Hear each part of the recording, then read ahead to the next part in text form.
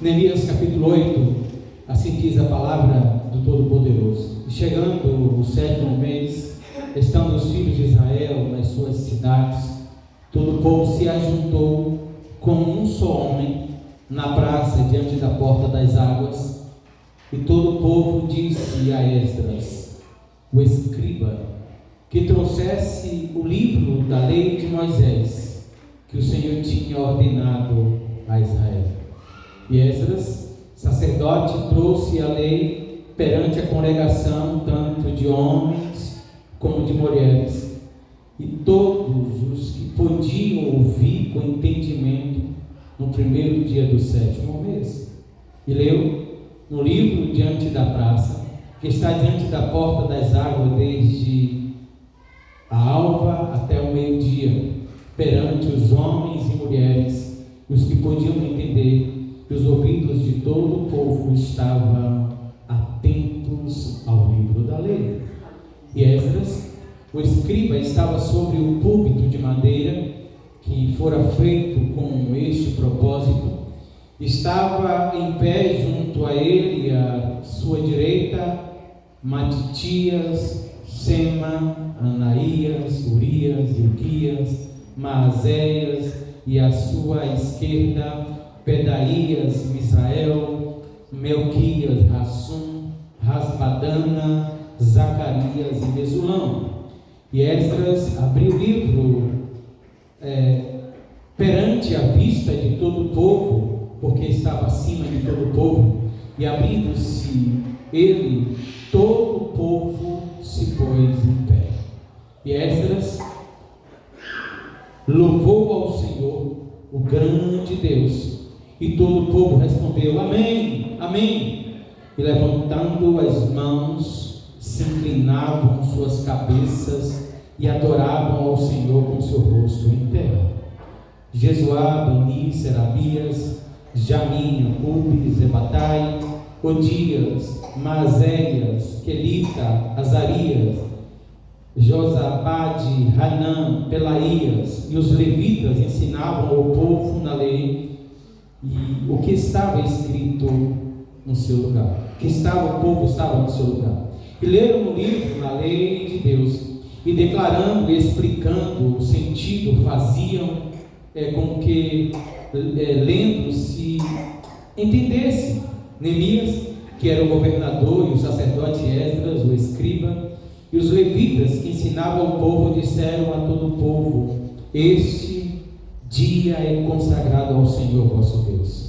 Então não vos lamenteis, não choreis, porque todo o povo chorava ouvindo a palavra da lei. E disse mais: Ide, comei as gorduras e bebei as doçuras, e enviai porções aos que não têm nada, preparado para si, porque este dia é dia consagrado ao nosso Deus. Portanto, não vos entristeçais, porque a alegria do Senhor é a vossa força. Vamos repetir isso? A alegria do Senhor é a vossa força. Mais forte. A alegria do Senhor é a vossa força. E os levitas fizeram calar todo o povo, dizendo: Calai-vos, porque esse dia é santo, por isso não vos entristeçais. E todo o povo se foi a comer e a beber, e a enviar porções, e a fazer grande regozijo, porque entenderam a palavra que lhes fizera saber. Oh Deus, que dia glorioso aqueles, em que diante da tua palavra, aquelas pessoas, em um só coração, em um só propósito, se inclinaram em terra e lamentaram por suas vidas, pelos seus pecados, desejando estar perto do Senhor. Que dia glorioso é aquele que choraram, lamentaram pelos seus pecados, arrependidos, e o Senhor trouxe uma grande alegria, um grande avivamento, uma grande restauração em toda a nação. Senhor, este é o propósito de falarmos a tua palavra, esse é o propósito de insistirmos em expor as tuas escrituras. É isso que nós precisamos, Senhor, de uma revitalização, de um avivamento, de um agir do Senhor em nossas vidas, para que caiamos aos teus pés e glorifiquemos o teu santo nome. Aleluia. Deus, faz essa grande obra. Deus amado, aviva-nos, Senhor, em nome de Jesus Cristo. Confronta-nos com tua palavra, edifica-nos, nos fere, Pai amado, no sentido de que sintamos a nossa miséria, mas também nos levanta diante da tua presença e glorifiquemos o teu santo nome, arrependidos e transformados pela tua palavra.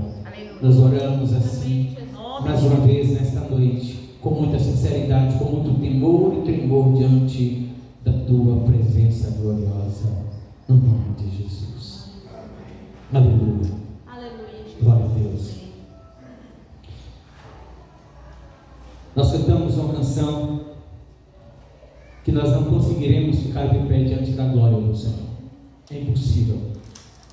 É impossível deparar com a glória de Deus e continuar da mesma forma, agindo, procedendo, andando, pensando da mesma forma vil e fraca que nós somos.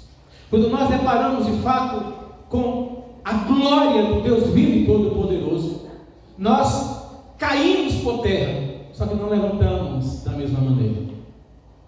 Nós levantamos transformados, desejosos de agradar a Deus e de obedecer a sua palavra, de praticar aquilo que Ele mesmo já instituiu na sua palavra. Aliás, irmãos, não há como ficar fazendo invenções do que vai chamar a atenção de Deus. Não dá para ficar inventando modas na adoração ao Senhor, porque Ele já determinou nas Escrituras o que deve ser feito na adoração da igreja. Nós precisamos somente obedecer e viver a palavra do Senhor. E quando nós nos distanciamos disso, quando nós nos distanciamos da vontade, da palavra, quando esquecemos os princípios da palavra do Senhor, é necessário então que Deus intervenha, que Deus haja, que Deus possa fazer uma grande ação em nosso meio, para que nós de fato sejamos avivados.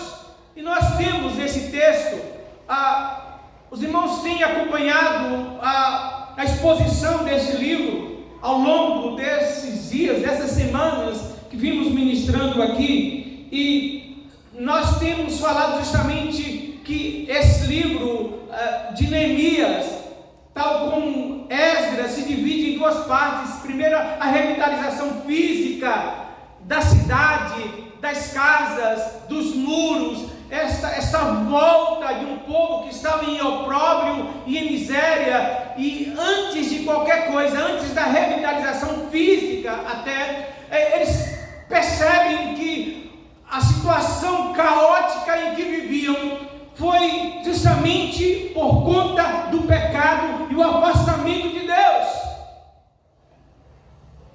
Lídia pregava em um salmo precatório na quinta-feira e fazia alusão desse cativeiro, em que lá no cativeiro o povo de Deus e aquela nação pagã pedia que eles cantassem as canções de Sião, primeiramente em um sentido de zombaria.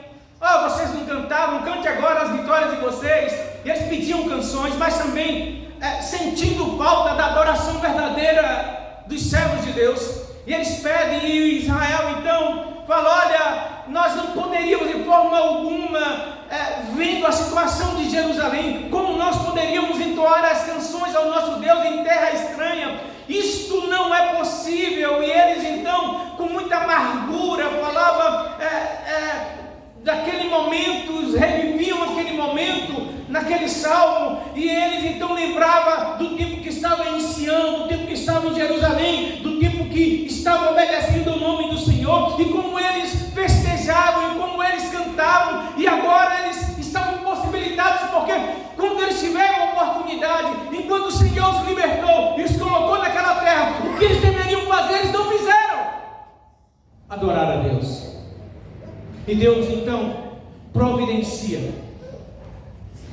O cativeiro de Deus vinha falando já há muito tempo que eles desprezavam isso.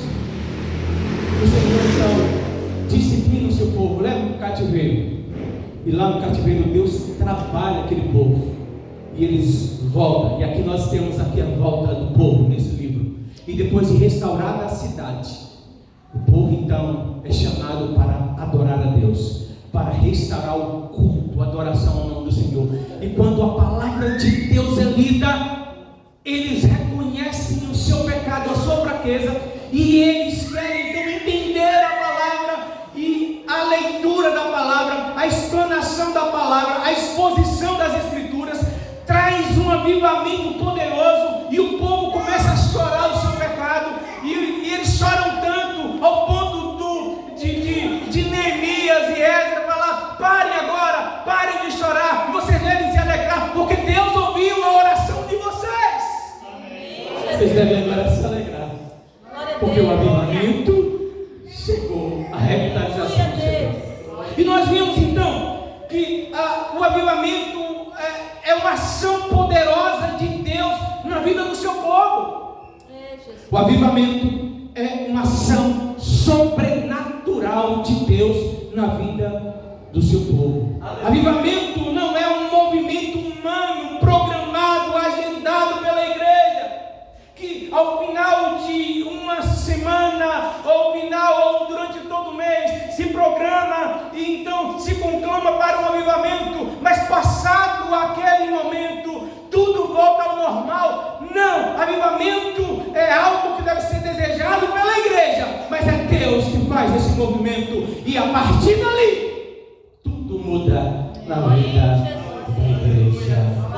Avivamento é o Espírito Santo enchendo corpos quase mortos, dando-lhe vida e levantando novamente. Martin Lloyd Jones, o grande pregador, ele então vai dizer que avivamento é uma vivificação de membros da igreja que se encontram dormentes, quase moribundos. O Espírito Santo vem e traz vida novamente, e a gente começa a andar. O Espírito Santo, nenhum movimento traz o avivamento. O avivamento não é um movimento humano, mas o avivamento é o Espírito Santo colocando a igreja em movimento. Com o avivamento a igreja não consegue ficar parada, ela se levanta para glorificar, para testemunhar, para engrandecer o nome do Senhor. Ela não fica apenas preso nas quatro paredes, mas ela tem a necessidade de falar da glória de Deus vivo e todo-poderoso, e é isso que nós queremos, é isso que nós desejamos. Avivamento, essa poderosa ação de Deus. E nós temos nesse texto então a ação de Deus para avivar o seu povo. Nós temos aqui nesse texto uma ação soberana de Deus, sobrenatural de Deus, para avivar o seu povo. E nós percebemos isso então nesse texto, quando percebemos aí temos aí uma percepção do agir de Deus, porque diz o versículos 1 a 3 e depois o 6 o seguinte deste capítulo, diz assim: chegando o 7º mês, estando os filhos de Israel nas suas cidades, todo o povo se ajuntou como um só homem, unidade de propósito. Todos pensavam a mesma coisa. Todos pensavam a mesma coisa. Todos tinham um só propósito. E qual era o propósito deles? Todo o povo veio de todas as suas cidades, de todos os seus lugares. Todas as tribos de Israel vieram, se ajuntaram ali em Jerusalém, de frente à praça, e então colocaram ali um púlpito de madeira que fora feito para aquela ocasião, para que Esdras ficasse em uma parte mais alta e fosse visto por todo o povo. E é nesse sentido, deixa eu já abrir uma parêntese aqui, é nesse sentido que ele estava acima de todo o povo. Isso não está falando de status nem de posição, está apenas de situação geográfica, posição geográfica. Ele estava em um estrado de madeira elevado para que ele visse todo o povo, e todo o povo o visse. E o povo estava ali. Vale dizer que o povo todo estava em pé para ler a palavra do Senhor. E o versículo de número 1 vai falar justamente isso. E o povo se ajuntou como um só homem na praça diante da porta das águas, e disseram a Esdras, o escriba, que trouxesse o livro e lesse, para que lesse o livro da lei de Moisés. O que é que o povo pede? Nós queremos ouvir a palavra de Deus. Versículo 2 vai dizer: e Esdras, o sacerdote, trouxe a lei perante a congregação, tanto de homens como de mulheres, e todos podiam ouvir com entendimento no primeiro dia do 7º mês. E leu o livro diante da praça, que está diante das portas das águas, desde as 6 horas da manhã até o meio-dia. Já estou parafraseando. Perante homens e mulheres, os que podiam entender, e os ouvidos de todo o povo estavam atentos à palavra de Deus. Versículo de número 6. E Esdras louvou ao Senhor, o grande Deus, e todo o povo então respondeu: amém e amém. E levantando as suas mãos, inclinaram as suas cabeças e adoraram ao Senhor com o rosto em terra.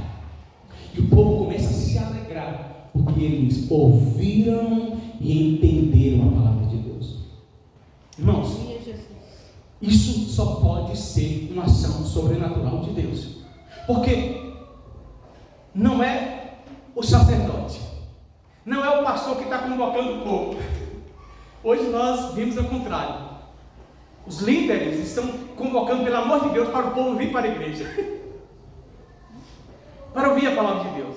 E muitos, quando vêm, não querem ouvir a palavra de Deus, estão no celular trocando mensagens ou em joguinhos, ou estão perambulando ao redor do templo, estão conversando entre si, estão mais ligados nas suas coisas pessoais e no seu mundo. Então, às vezes, a liderança, a igreja tem que convocar o povo para vir para a igreja, tem que convocar o povo para vir para a oração, tem que convocar o povo para vir para o estudo da palavra de Deus, para a exposição das Escrituras. Aqui não é o pastor que está chamando, aqui toda a Israel, todas as tribos, homens e mulheres e crianças que podiam entender a palavra de Deus, se reuniram com um só propósito em frente à praça, e eles então pediram: nós queremos ouvir a palavra de Deus, nós queremos ouvir a exposição das Escrituras, nós queremos ouvir Deus falando conosco através da sua palavra. A palavra é lida e aquele povo se comove na presença de Deus. Isso não é ação de homem, isso não é convencimento humano nenhum. Por mais que Esdras e Neemias tivessem moral, tivesse um ministério de fato, que tinha uma grande persuasão do povo, isto é obra de Deus. Então, avivamento é esta ação de Deus para avivar o seu povo, para trazer vida ao seu povo. E nós percebemos nesses primeiros versículos, nós temos essa percepção do agir de Deus para avivar o seu povo. O povo, Deus gera no coração das pessoas, no coração da igreja, um desejo insaciável de ler a sua palavra, de ouvir a sua palavra, de ver a explanação da sua palavra, de entender a sua palavra, de viver a sua palavra, de obedecer a sua palavra. E quando a lei é lida, quando a Bíblia é lida, a Torá é lida, quando a lei escrita por Moisés, ou o Pentateuco é lido, eles caem por terra, sentindo a sua miséria e o seu pecado, e percebem o quão distante estão da presença de Deus, do propósito do Senhor, e choram arrependidos diante do Senhor. Isso é ação de Deus. Não existe, não tem como a gente não perceber e não desejar o agir de Deus para avivar na sua igreja. Aleluia. Ninguém pode fazer nada.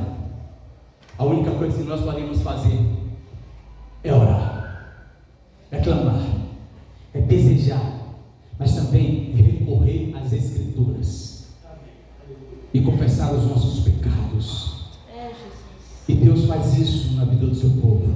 Deus gera no coração do povo um interesse sem precedentes pela palavra de Deus. Como anda o desejo nos nossos corações pela palavra de Deus? Quando a gente lê um texto como esse, eu particularmente, eu sinto uma vergonha tão grande, porque o povo estava reunido de 6 horas da manhã, vem comigo, desde a aula até o meio-dia, em pé. E não tinha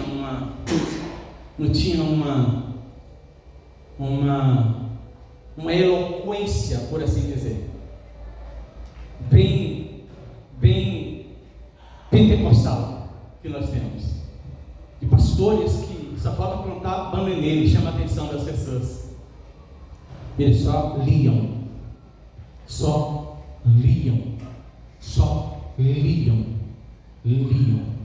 horas e horas, apenas lendo as Escrituras.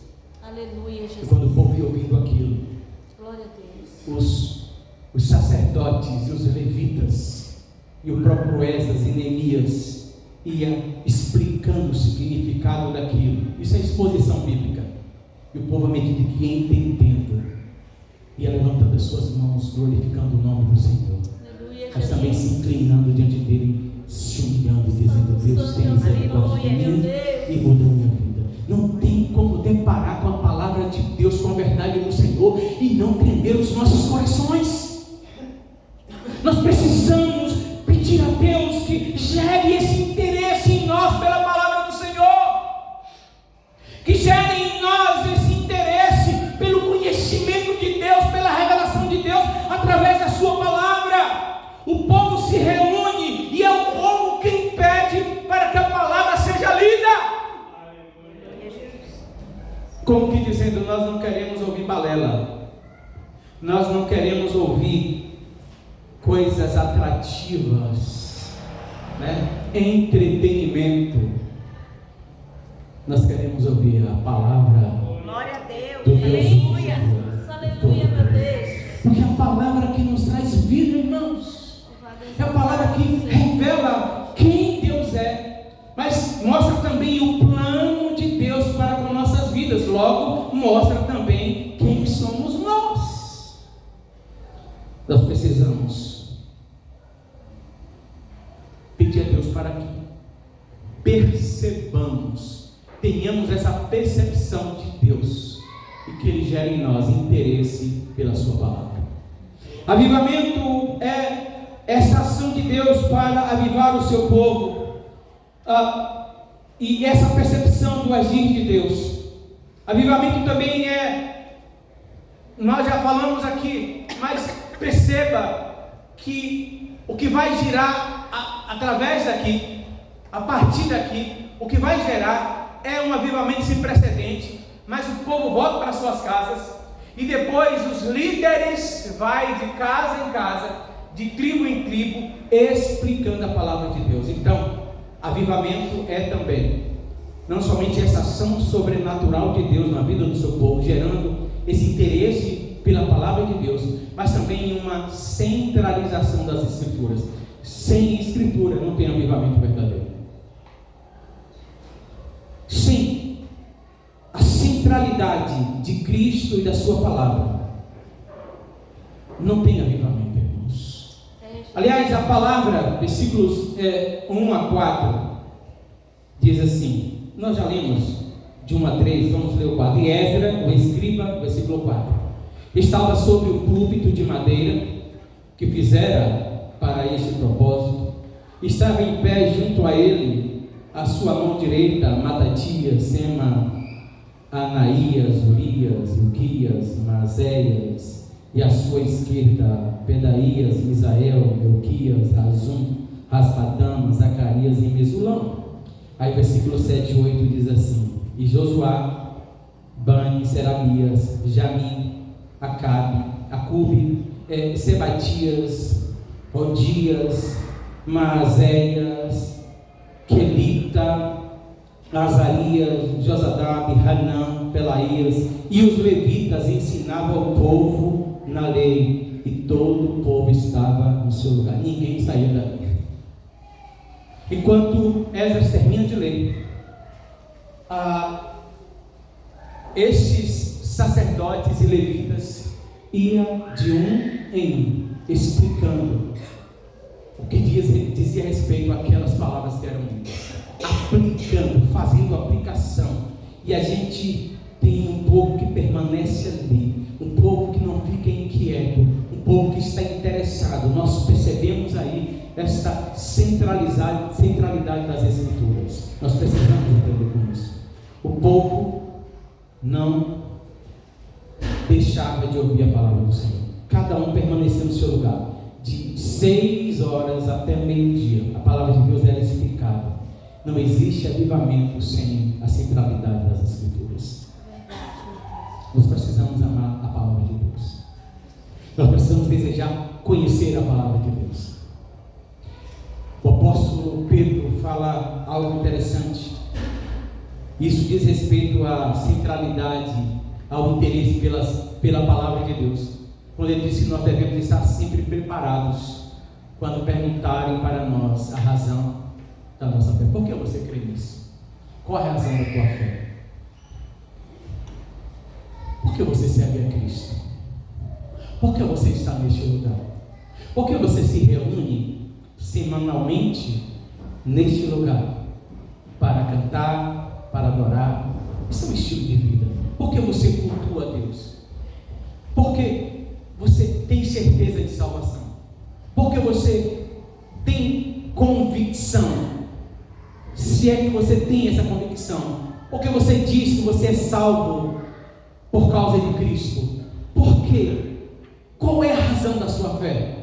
Somente quem conhece as Escrituras, quem conhece a palavra de Deus, vai saber responder isso. Portanto, a necessidade de nós amarmos a exposição, a palavra de Deus. Avivamento traz de volta a centralidade das Escrituras, um amor, um apego às Escrituras.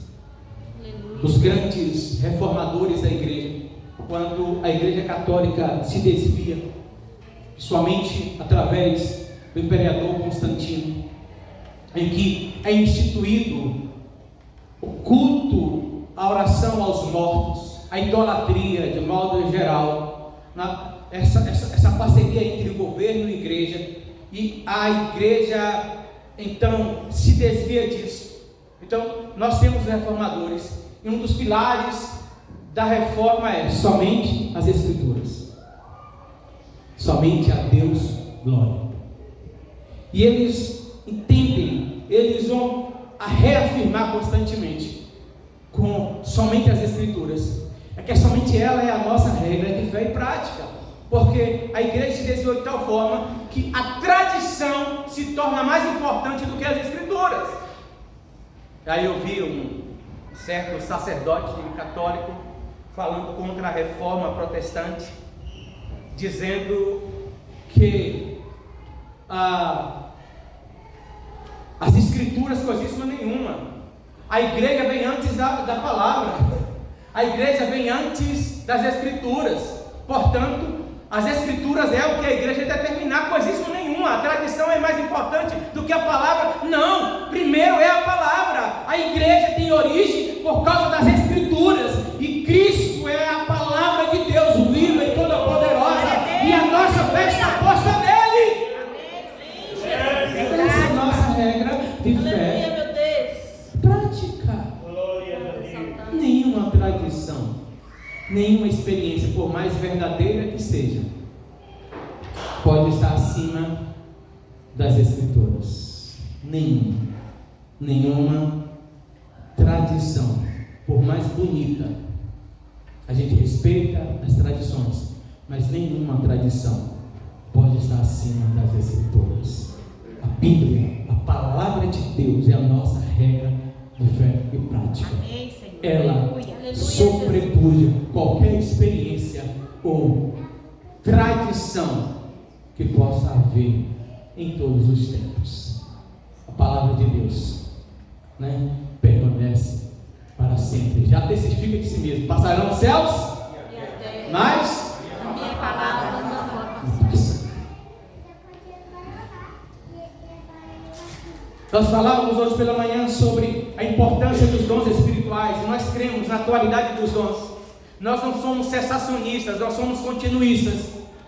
E só que, irmãos, vai chegar um momento em que os dons não servirão mais, não precisaremos mais deles. E o apóstolo Paulo fala sobre isso, né? Nós agora conhecemos em parte, e em parte profetizamos.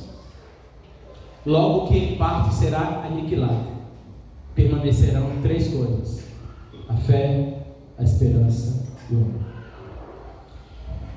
Por mais que a gente seja profundamente cheio do Espírito Santo, e no sentido de os dons espirituais, sejamos usados poderosamente, vai chegar um momento em que nós não precisaremos mais dos dons espirituais, porque nós seremos glorificados, estaremos para sempre diante dele.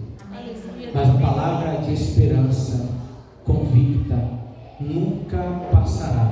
A palavra de Deus é eterna e ela estará conosco em nossas vidas, e ela que cumpre esse papel de transformação das nossas vidas. Nós precisamos da palavra de Deus acima de qualquer coisa. Aleluia, Jesus. Nós cremos nos dons espirituais de novo, só para me fazer entender.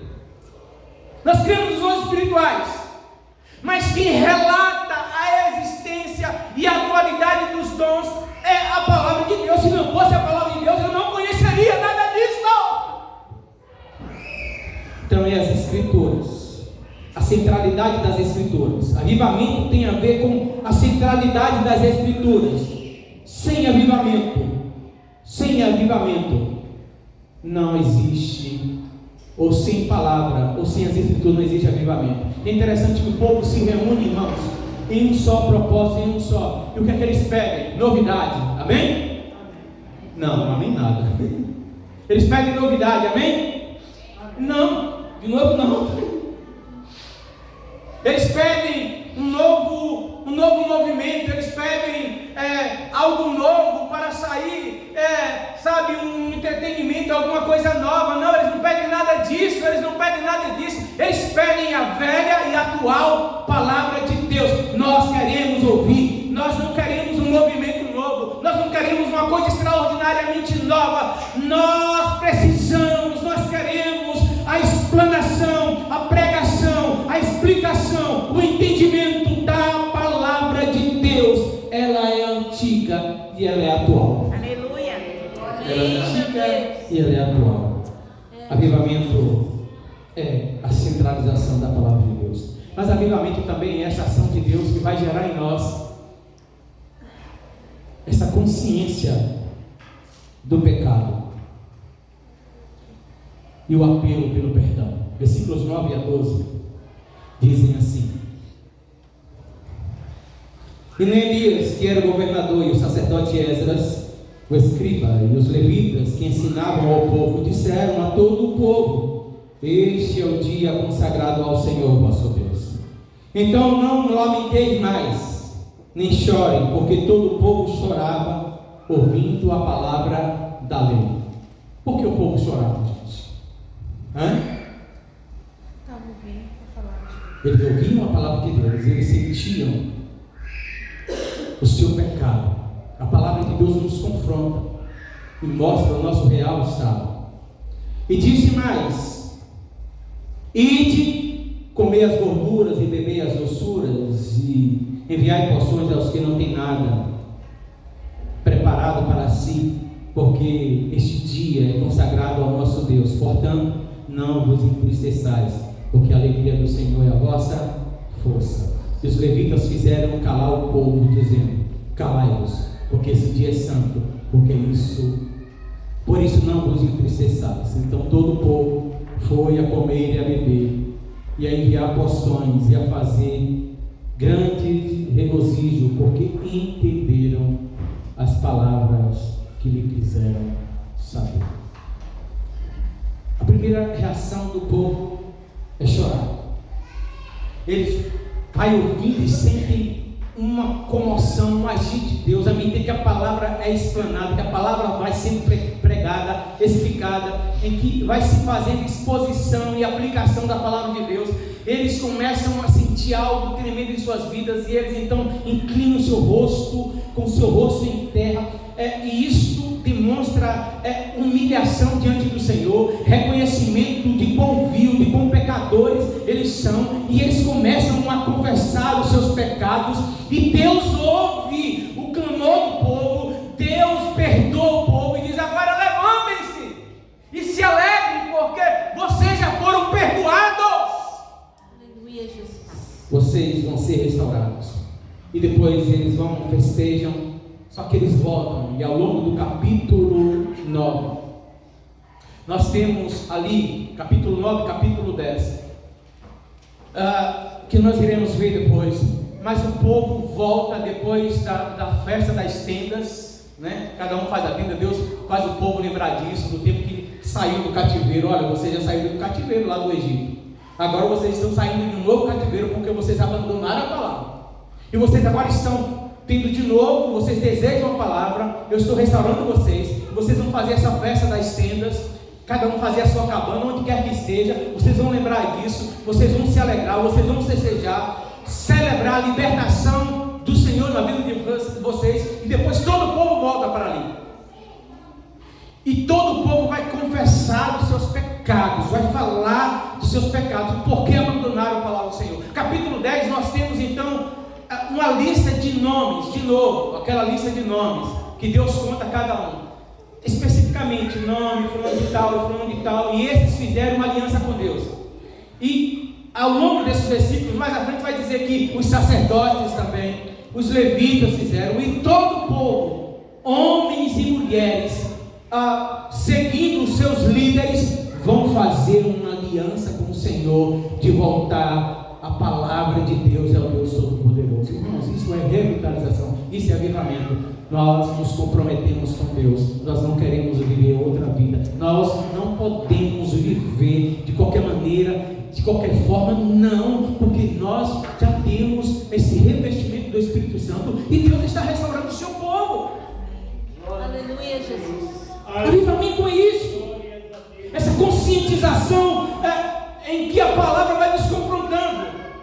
Todas as vezes que nós vamos pregar, acredite, não é apenas uma mera repetição. Quando nós falamos e oramos aqui depois de ler as Escrituras, Deus nos confronta e as nossas pernas estremecem, porque a palavra de Deus tem este poder de nos confrontar, de mostrar, de tirar as máscaras que existem em nós e dizer: você é miserável, pecador, desgraçado,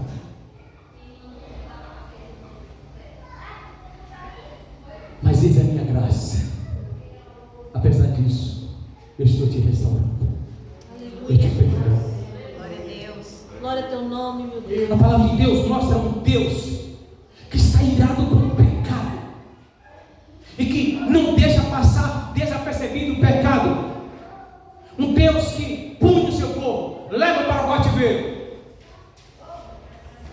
que permite que uma nação venha e mate os seus filhos, leve os demais para o cativeiro e fica 70 anos lá. Um Deus que pune, um Deus que disciplina, porque o povo abandona. Mas essa disciplina é um meio de Deus trazer o seu povo de volta. E um Deus que é mostrado da seguinte maneira: eu estou de braços abertos, quem quer vir me abraçar? Um Deus que revela a um profeta dizendo: quantas vezes eu estive com os braços abertos, querendo abraçar o meu povo, mas ninguém quis o meu abraço. Há um Deus que diz: olha só quantas e quantas bênçãos e quantas riquezas eu tenho, mas ninguém quis tomar posse disto. Um Deus que apela e usa de sentimentos humanos para se fazer entender. Um Deus que se mostra magoado, usando de novo essa linguagem, essa teofania, essa linguagem totalmente humana, para dizer: olha, eu estou com os braços abertos, Se vocês me buscarem, vocês me acharão. Se vocês me buscarem de todo o vosso coração. Buscar-me-eis e me achareis, diz o Senhor. Um Deus que está de braços abertos, que às vezes é pintado com um Deus que está iracundo, que está só olhando para ver a mancada que eu vou dar para me destruir. Não, é um Deus que está dizendo: não vá por aí, não vá por esse caminho. E nós, teimosos, vamos. E Ele insiste: volte para mim, volte para mim. A gente não volta. E Ele envia o seu Filho. Ele mesmo vem nos buscar e nos resgatar. Glória a Deus. E diz para nós: oh meu Glória ao teu filho, nome, Jesus. você não pode sair daqui. Pai. Sem mim vocês não podem fazer nada. Jesus. É o Deus que mostra: olha onde o teu pecado te levou. Olha o que o pecado fez com você. Olha a consequência que você viveu. Olhe o que você sofreu por causa das suas más escolhas, por causa do teu pecado. Mas eu estou dizendo: volte para mim. Aleluia. Se arrependa. O povo desce, se humilha e clama, sente a sua miséria e o seu pecado, pede misericórdia a Deus. E Deus então usa Esdras e os líderes para dizer: diz ao povo agora que levanta todo mundo. Não chore mais não, vamos para cá de vocês, vamos fazer uma festa, porque eu ouvi vocês, eu não vou mais agir assim com vocês. Olha, eu vou perdoar o pecado de vocês. E Deus restaura e fortalece toda a nação. Amém, meu Deus. E a história vai se repetindo. Aleluia, Jesus. E Deus continua olhando para essa geração, para mim e para você, dizendo: meu filho, olha só as tuas escolhas, as suas más escolhas, o teu afastamento de mim, o teu desprezo com a minha palavra, só trazem consequências ruins para você. Vem para mim, clamas a mim e responder-te. Iniciar-te coisas grandes e firmes. Aleluia, Que Jesus. bom Deus. Glória a Deus. Meus irmãos, eu sei que vocês são conscientes disso. O que Deus quer fazer nesta comunidade, na minha vida e na vida de vocês, é algo grandioso, profundo. Mas antes dele fazer isso, Ele está nos chamando ao arrependimento. Ele está nos confrontando para que nós paremos de culpar o outro, e o outro, e o outro, e o outro, por causa das nossas escolhas, e saibamos e caiamos aos seus pés. Senhor, tem misericórdia de mim, porque eu tenho pecado contra ti, eu tenho agido relaxadamente dessa forma, eu tenho negligenciado as coisas espirituais, eu tenho dado mais valor aos entretenimentos, à minha vida. Senhor, eu tenho agido dessa forma, eu tenho desprezado, ainda que não proferido isso, mas as minhas escolhas têm dito isso. Senhor, mas eu tenho preferido tantas coisas, eu tenho gastado meu tempo com tantas coisas. Senhor, tem misericórdia de mim, porque a tua palavra me chama e o Senhor me valoriza, e eu não tenho valorizado o Senhor como eu deveria. Arrependido estou, Senhor. Me ajuda. Gera em mim esse interesse por ti, pela tua palavra. Amém, Senhor. Porque eu de mim mesmo não consigo. E Deus é tão misericordioso que Ele percebe quando nós não, e Ele sabe que nós jamais iremos tomar iniciativa e ir até Ele. E Ele vê. E Ele fala assim: porque o Filho do Homem veio buscar e salvar o que se havia perdido. Foi Ele que saiu do seu lugar, do seu trono, veio aqui e se humilhou, e veio nos buscar, porque nós não conseguíamos, nós não tínhamos iniciativa,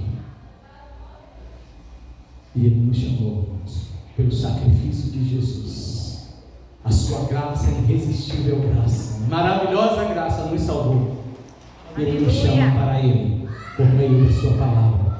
E o Espírito Santo de Deus gera em nós esse desejo e esse interesse por Ele. O nome disso é avivamento. Coloquemos em pé. Amém.